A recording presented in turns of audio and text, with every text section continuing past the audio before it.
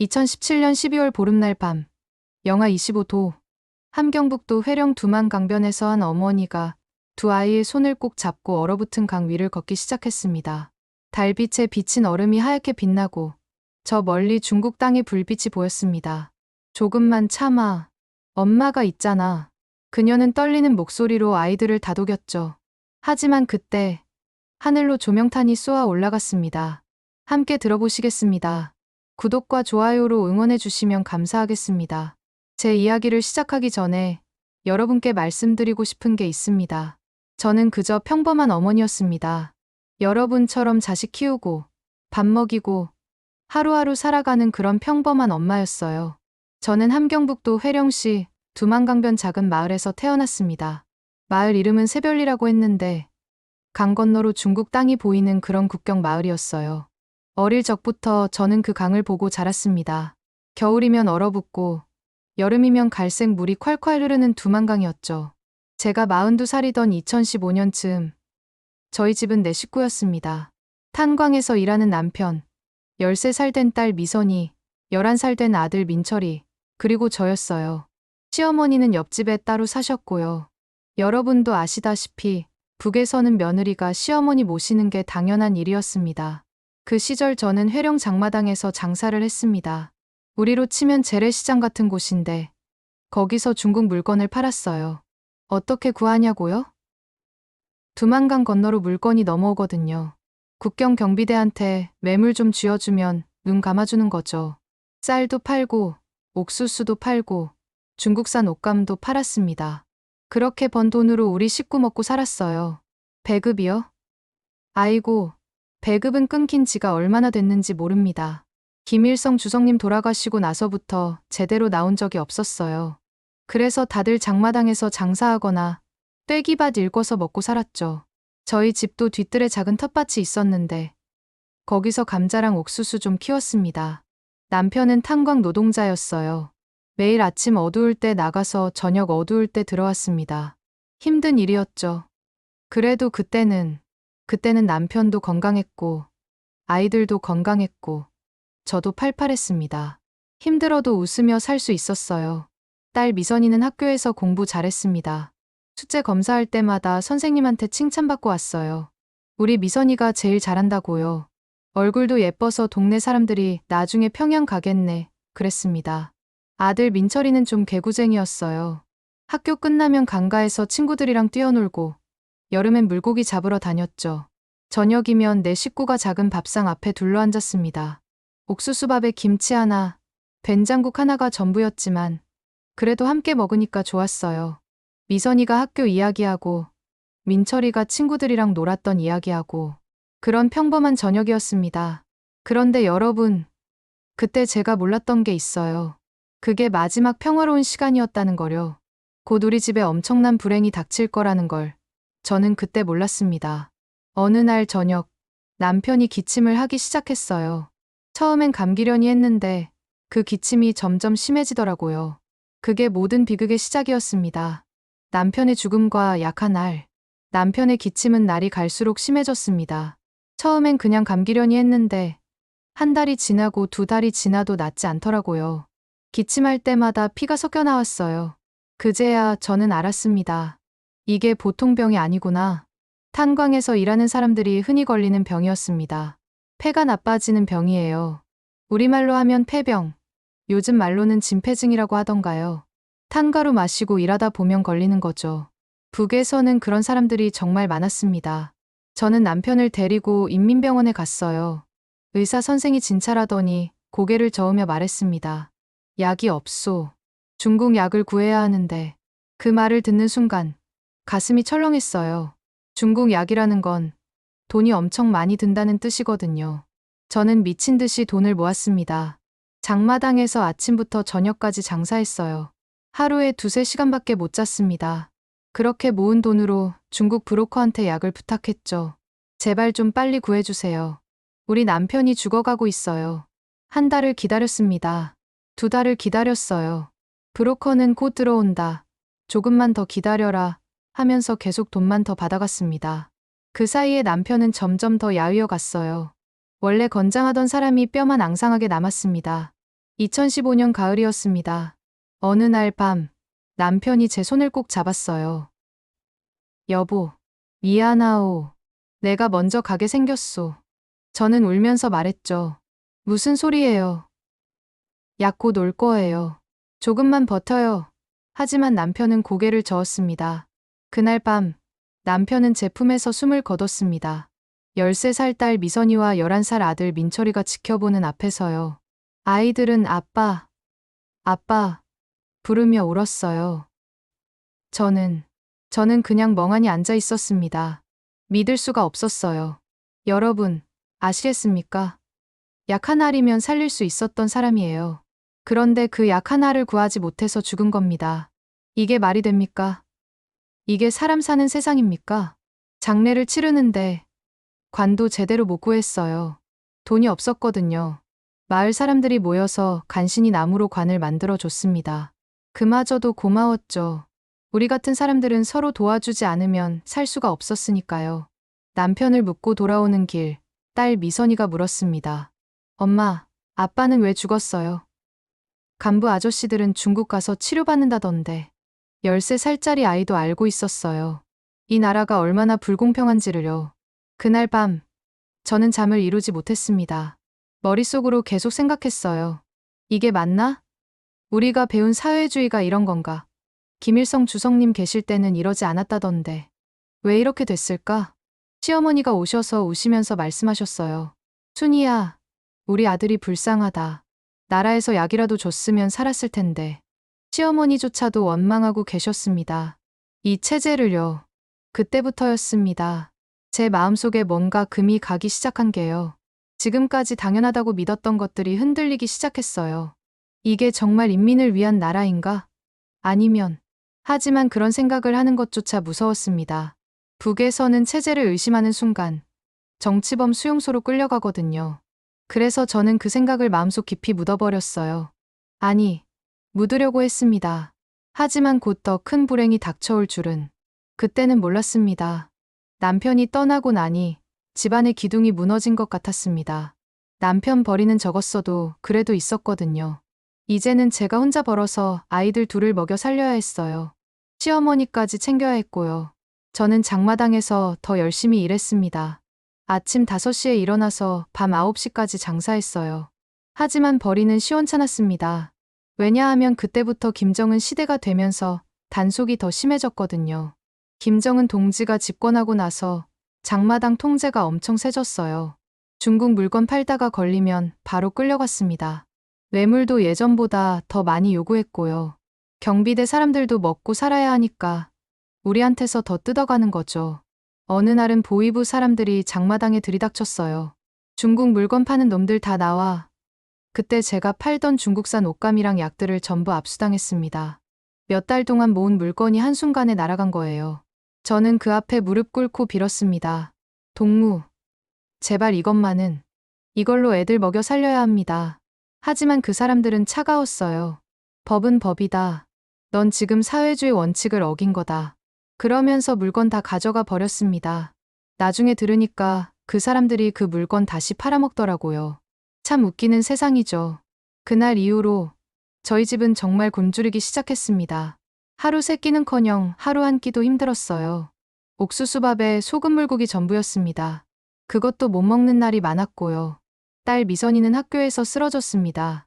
선생님이 집까지 데려다 주셨어요. 미선이가 영양실조인 것 같습니다. 병원에 데려가 보세요.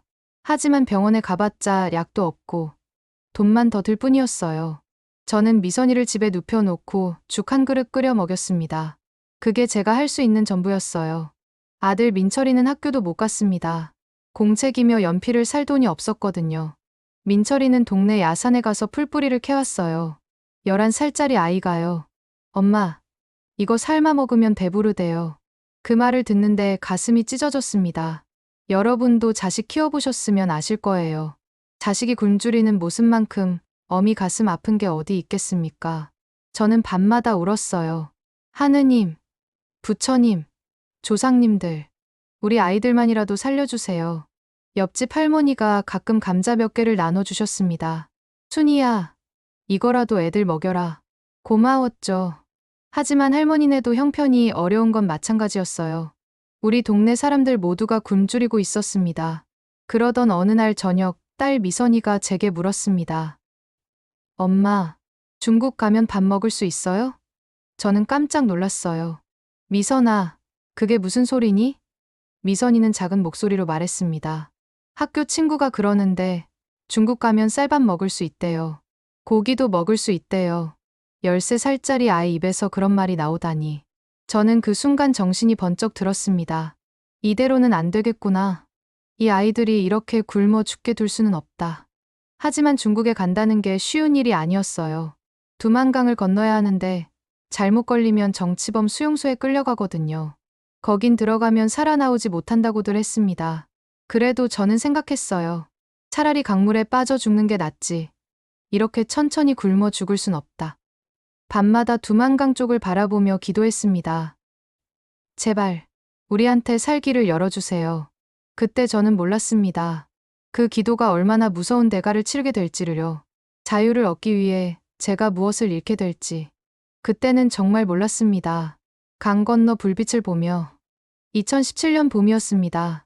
딸 미선이는 13살, 아들 민철이는 11살이 되었어요. 아이들은 날이 갈수록 야위어 갔습니다. 제 마음은 무너져 내렸죠. 어느 날 장마당에서 장사하던 언니가 제게 조용히 말했습니다. 순이야, 너 중국 갈 생각 없나? 저는 깜짝 놀라서 주위를 둘러봤어요. 그런 이야기는 함부로 하면 안 되거든요. 언니는 더 작은 목소리로 말했습니다. 나 아는 브로커가 있어. 사람들 중국으로 보내주는 사람이야. 그날 밤, 저는 잠을 이루지 못했습니다. 머릿속으로 계속 생각했어요. 중국에 가면 아이들이 굶지 않을까? 밥을 먹을 수 있을까? 하지만 동시에 두려웠습니다. 두만강을 건너다 걸리면 정치범 수용소에 끌려가요. 거기서는 온 가족이 죽는다고 했습니다. 며칠을 고민하다가 저는 결심했습니다. 어느 날 저녁 두 아이를 앞에 앉혀놓고 말했어요. 미선아, 민철아, 엄마가 너희들 꼭 살려줄게. 꼭.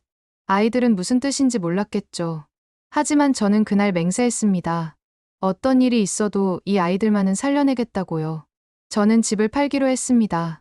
우리가 살던 초라한 집이었지만 그게 전부였어요. 집을 팔아서 브로커한테 줄 돈을 마련했습니다. 얼마였냐고요? 지금 돈으로 치면 100만 원쯤 됐을 거예요. 우리한테는 엄청난 돈이었죠. 시어머니께는 차마 진실을 말씀드릴 수 없었습니다. 어머니, 제가 잠깐 중국 가서 일하고 올게요. 거기서 돈 벌어서 올게요. 거짓말이었어요. 저는 다시 돌아오지 않을 거였으니까요. 시어머니는 제 손을 꼭 잡으시며 말씀하셨어요. 조심해라. 꼭 살아서 돌아오거라. 그 말씀에 제 가슴이 찢어졌습니다. 남편 묘에도 갔습니다. 무덤 앞에 앉아서 한참을 울었어요. 여보, 우리 이렇게 살 수가 없어요. 아이들이 굶어 죽게 생겼어요. 나 이제 중국으로 갈 거예요. 당신도 하늘에서 우리 아이들 좀 지켜주세요. 무덤 앞에서 절을 몇 번이나 했는지 모릅니다. 준비는 간단했습니다. 겨울옷 몇 벌, 신발, 그리고 아이들 손잡고 갈 용기. 그게 전부였어요. 브로커는 말했습니다. 12월 보름날 밤 11시에 강가로 나와요. 그때 강이 꽁꽁 얼어서 걸어갈 수 있어요. 12월. 1년 중 가장 추운 때였습니다. 영하 25도까지 내려가는 날씨였어요. 하지만 그래야 두만강이 얼어붙어서 걸어갈 수 있다고 했습니다. 마지막 며칠은 정말 힘들었어요. 시어머니께 거짓말하는 것도, 아이들한테 웃으며 대하는 것도 다 힘들었습니다. 밤마다 두만강 쪽을 바라보며 기도했어요. 제발, 우리가 무사히 건너갈 수 있게 해주세요. 출발 전날 밤, 저는 딸 미선이와 아들 민철이를 꼭 안아줬습니다. 미선아, 민철아, 엄마 말 잘 들어야 해. 절대로 소리 내면 안 돼. 알았지? 아이들은 고개를 끄덕였어요. 무서워하는 표정이었지만 참 용감했습니다. 여러분도 아시다시피 6.25 때 피난 가셨던 분들도 이런 심정이셨을 거예요. 고향을 버리고 떠난다는 게 얼마나 가슴 아픈 일인지요. 저도 그랬습니다. 태어나고 자란 이 땅을, 남편이 묻힌 이 땅을 떠난다는 게 너무 슬펐어요. 하지만 저는 어머니였습니다. 제 슬픔보다 아이들의 목숨이 더 중요했어요. 그래서 저는 결심했습니다. 가자. 무슨 일이 있어도 아이들은 살려야 한다. 12월 보름날이 밝았습니다. 그날 우리 인생이 완전히 바뀔 줄은 그때는 몰랐습니다. 얼어붙은 두만강, 그리고 2017년 12월 보름날 밤이었습니다. 영하 25도의 혹한이었어요. 숨을 쉴 때마다 입에서 하얀 김이 나왔습니다. 밤 10시쯤 저는 두 아이를 깨웠어요. 미선아, 민철아, 일어나야 해. 조용히. 아이들은 겁먹은 얼굴로 일어났습니다. 시어머니는 주무시고 계셨어요. 저는 방문을 조용히 열고 아이들 손을 잡고 밖으로 나왔습니다. 강가로 가는 길은 어둡고 추웠습니다.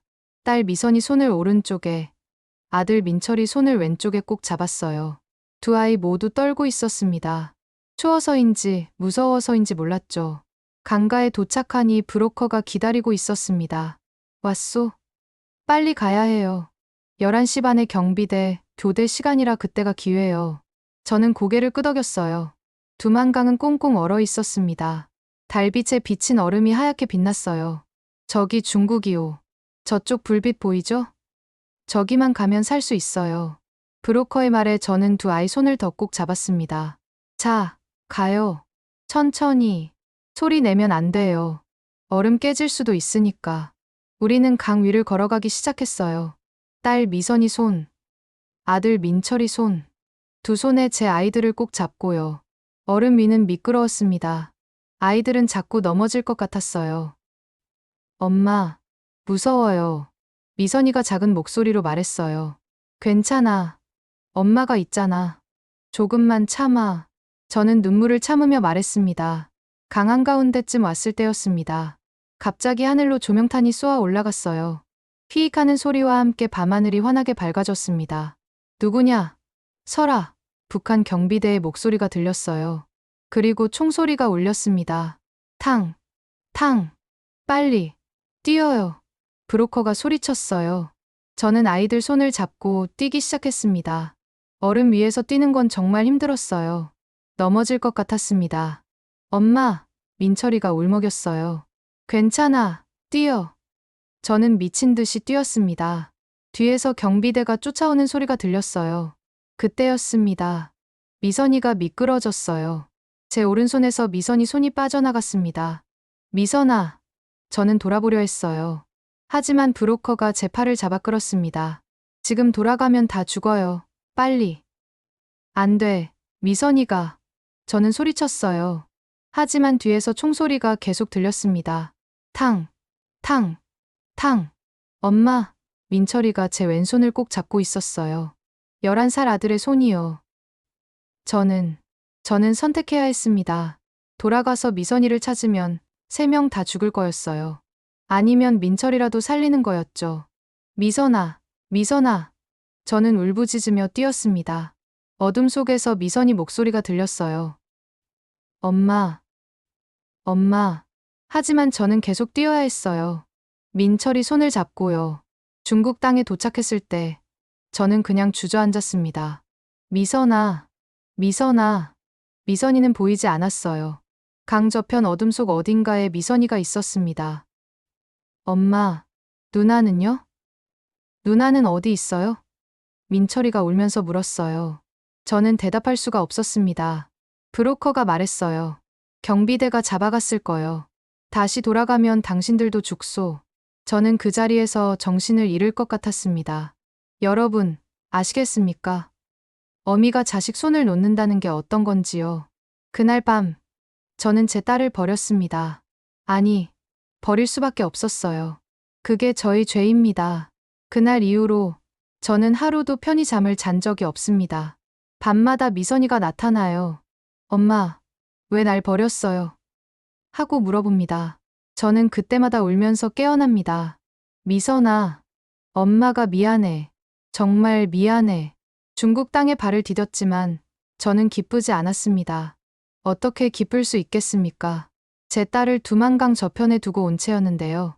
브로커는 우리를 조선족 집으로 데려갔어요. 여기서 며칠 쉬다가 다른 곳으로 보내줄 거요. 저는 멍하니 앉아만 있었습니다. 11살 민철이는 계속 울었어요. 엄마, 누나는요?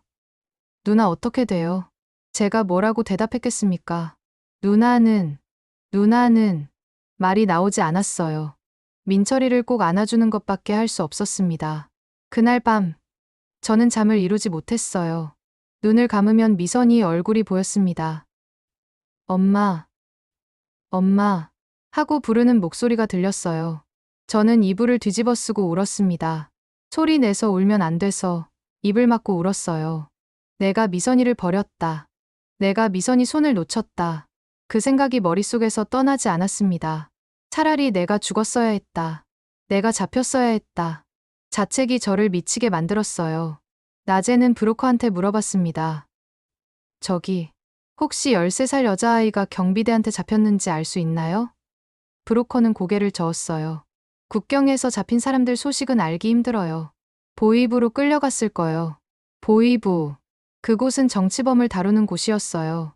거기 끌려가면 어떻게 되는지 저는 차마 생각할 수 없었습니다. 미선아, 우리 미선이가 지금 어디서 무슨 일을 당하고 있을까? 밥을 먹을 때마다 딸 생각이 났습니다. 미선이는 지금 밥을 먹고 있을까? 아니면 굶고 있을까? 밥 한 술 뜨기가 힘들었어요. 죄책감에 목이 메었습니다. 민철이도 힘들어했어요. 11살짜리 아이가 누나를 잃었으니까요. 엄마, 우리 누나 찾으러 가요. 다시 강 건너 가요. 민철이가 울면서 말했을 때 제 가슴이 찢어졌습니다. 민철아, 엄마가 미안해. 정말 미안해. 여러분도 자식 키워보셨으면 아실 거예요. 어미 가슴에 자식만 한 게 어디 있겠습니까? 그런데 저는 한 아이를 잃었어요. 어미로서 가장 큰 죄를 지은 겁니다. 조선족 아주머니가 우리를 돌봐줬어요. 같은 핏줄이라고 밥도 주시고 위로도 해주셨습니다. 언니, 너무 자책하지 마세요. 언니가 잘못한 게 아니에요. 살려고 한 거잖아요. 하지만 그런 위로가 무슨 소용이었겠어요. 중국에서의 생활은 또 다른 지옥이었습니다. 신분증이 없으니까 제대로 된 일을 할 수 없었어요. 식당에서 설거지 일을 했는데 월급도 제대로 못 받았습니다. 신고하면 북으로 보낼 거야 하고 협박하면 그만이었거든요. 그래도 저는 참았어요. 민철이를 위해서요. 이 아이마저 잃을 수는 없었으니까요. 밤에는 민철이를 안고 잤습니다. 이 손만은 절대 놓지 않을 거야. 절대로. 몇 달이 지났어요. 저는 브로커들을 계속 수소문했습니다. 혹시 북에서 13살 여자아이 소식 들은 거 없나요? 이름은 미선이라고. 하지만 아무도 아는 사람이 없었어요. 어느 날 한국 선교사님이 우리를 찾아왔습니다.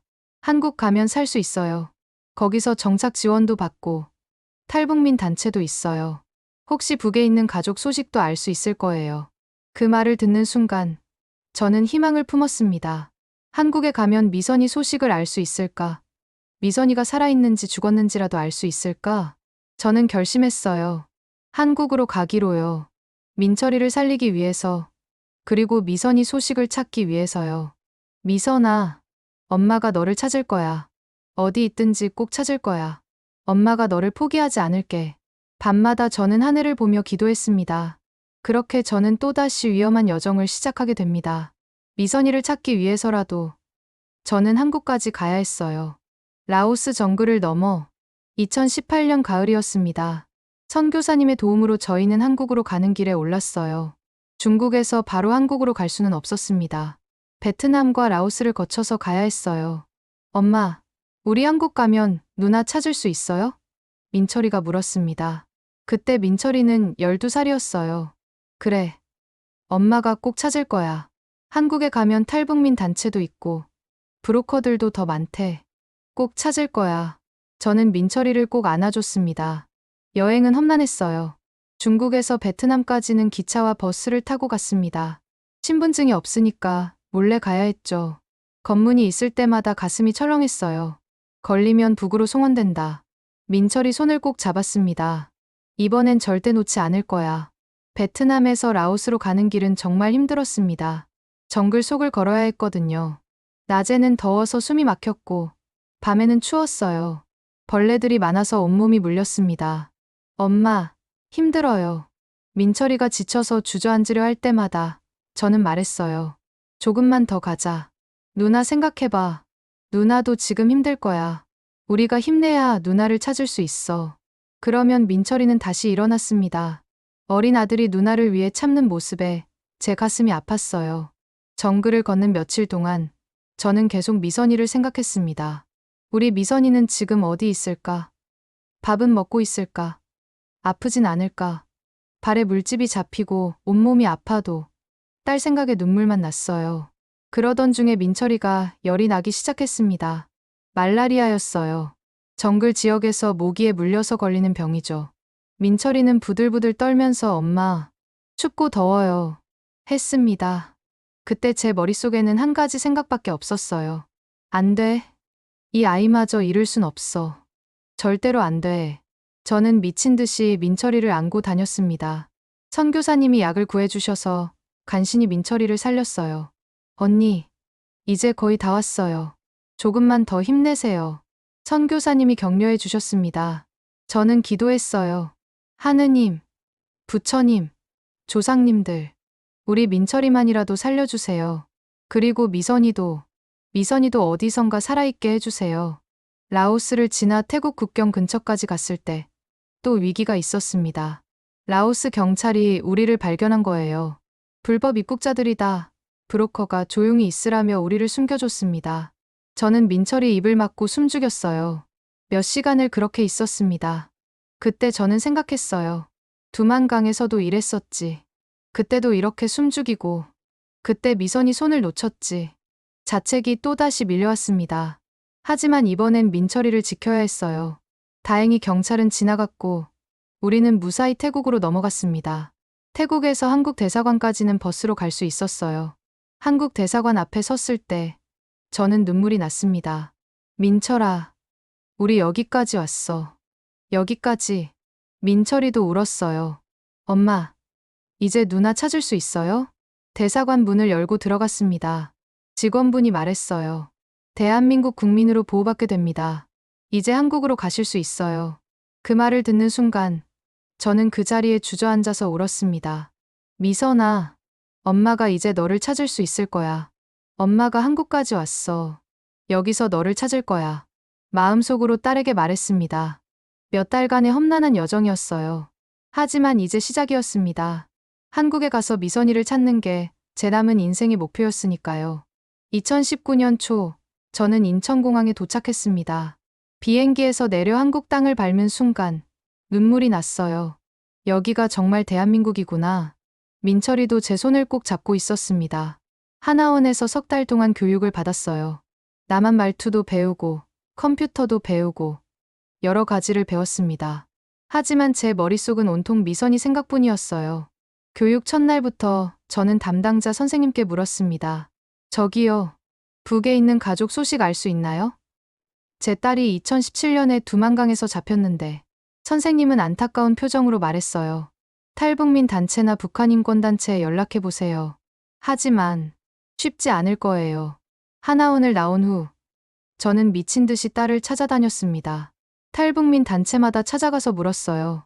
혹시 2017년 12월에 두만강에서 잡힌 13살 여자아이 소식 아시나요? 이름은 미선이라고. 하지만 모두들 고개를 저었습니다. 처음 몇 년은 정말 힘들었어요. 낮에는 식당에서 일하고 저녁에는 브로커들한테 전화하고 번 돈은 모두 북한 정보 얻는 데 썼습니다. 민철이는 중학교에 다니면서도 엄마, 누나 소식 있어요. 하고 물었죠. 한국 생활은 신기한 것 투성이었습니다.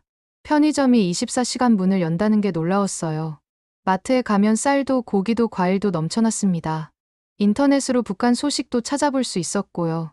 하지만 그 모든 게 무슨 소용이었겠어요. 제 딸을 찾을 수 없는데요. 밤마다 미선이 사진을 그렸습니다. 기억 속의 13살 미선이 얼굴을요. 미선아, 너 지금 살아있니? 엄마는 여기서 너를 찾고 있어. 베개를 적시며 울었어요. 시간이 흘러 2020년, 2021년, 2022년. 아무 소식도 없었습니다. 저는 점점 지쳐갔어요. 혹시 미선이가 이미 죽은 건 아닐까? 그런 생각이 들 때마다 저는 스스로를 다잡았습니다. 아니야. 내 딸은 살아있어. 꼭 살아있을 거야. 그러던 2024년 여름이었습니다. 중국에 있는 브로커한테 전화가 왔어요. 순희 씨, 혹시 따님이 회령 근처에서 살고 있지 않을까요? 그쪽에서 20살쯤 된 여자애가 있다는 소식을 들었는데 제 심장이 멎는 줄 알았습니다. 뭐라고요? 정말이에요. 브로커는 말했어요. 이름이랑 나이가 비슷한 것 같아요. 사진 한 장 구해볼 수 있을 것 같은데. 일주일 후 브로커가 사진을 보내왔습니다. 흐릿한 사진이었어요.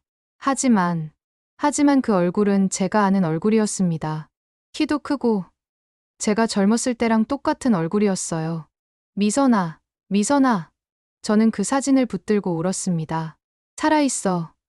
내 딸이 살아있어. 민철이도 달려와서 봤어요. 엄마, 이거 누나 맞아요? 그래, 우리 미선이야. 브로커를 통해 더 알아보니 미선이는 보위부에 잡혔다가 풀려났대요. 할머니, 그러니까 제 시어머니가 돌봐주고 계신다고 했습니다. 힘들게 살고 있지만 살아는 있다고요. 저는 즉시 물었습니다. 데려올 수 있나요? 얼마가 들든 상관없어요. 브로커는 말했어요. 쉽지 않아요. 돈도 많이 들고 몇천만 원은 있어야 할 거예요. 몇천만 원. 엄청난 돈이었죠. 하지만 저는 포기할 수 없었어요. 지금도 저는 하루에 12시간씩 일합니다. 민철이도 고등학생이 됐는데 아르바이트 하면서 엄마 도와주고 있어요. 엄마, 우리 누나 꼭 데려와요. 여러분, 제 이야기는 아직 끝나지 않았습니다. 제 딸은 아직 북에 있어요. 23살이 된 딸이 거기서 고생하고 있습니다. 어떤 어미가 자식을 포기할 수 있겠습니까? 저는 매일 기도합니다. 미선아, 조금만 더 버텨. 엄마가 꼭 너를 데려올 거야. 꼭. 그리고 언젠가는 통일이 되기를 바랍니다. 그러면 제가 직접 북으로 가서 딸을 안아줄 수 있을 테니까요. 이산가족의 아픔, 여러분도 아시죠? 우리는 같은 민족인데 왜 이렇게 떨어져 살아야 합니까? 우리 세대에는 통일을 봤으면 좋겠습니다. 자유 대한민국에 사는 지금, 저는 매일 감사합니다. 하지만 완전히 행복할 순 없어요. 제 딸이 아직 거기 있으니까요. 그날까지, 미선이를 데려오는 그날까지, 저는 포기하지 않을 겁니다. 미선아, 엄마가 간다.